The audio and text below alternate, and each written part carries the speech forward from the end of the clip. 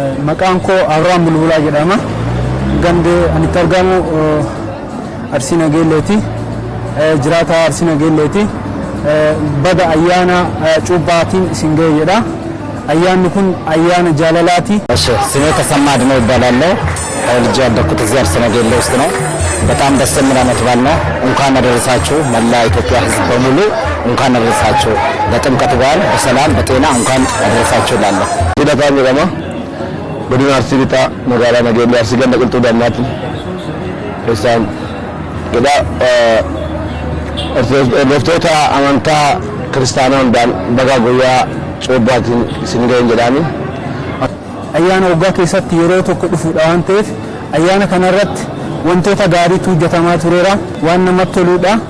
Akkasumas yeroo hundayyuu waggaa waggaadhaan yommuu deebaa dhufu waan namatti tolu argina. Warroota beela'an nyaachisanii, warroota uffata dhaban uffisanii, akkasumas warri rakkatan akka gargaaran magaalaa Nageellee keessatti wantoota baay'ee hojjetamaa tureera. Baga ayyaana bara 2017 isin ga'e jecha baga gammadanii baga walumaan gammannee carraa gaarii.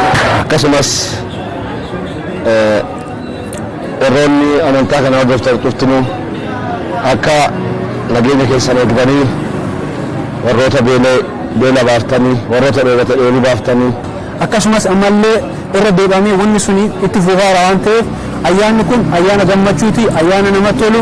Isinillee baga ayyaana kana ittiin ga'eedha እና ዓመት በዓልን ስናስበውና ስናከብረው በጣም ደስ የሚል ዓመት በዓል እናሳልፍ። የተራቡት አሉ፣ የተጠሙትም አሉ፣ የተራቁት አሉ እና ለነሱ ሁላችንም ባለነው አቅም እንድንረዳቸውና እንድንደርስላቸው ከኛ በታች ሆኑት አሉ። እነሱም በተለይ እንያቸው ዓመት በዓልን ከኛ እኩል እንዲያሳልፉ እመኛለሁ። ጫይላልኩሴ የሮን kun yeroo itti kabajaa qabanidha. Yeroo waggaa ayyaana waggaati.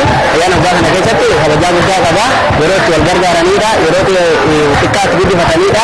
Yeroo immoo hiyyeessa gargaaranidha.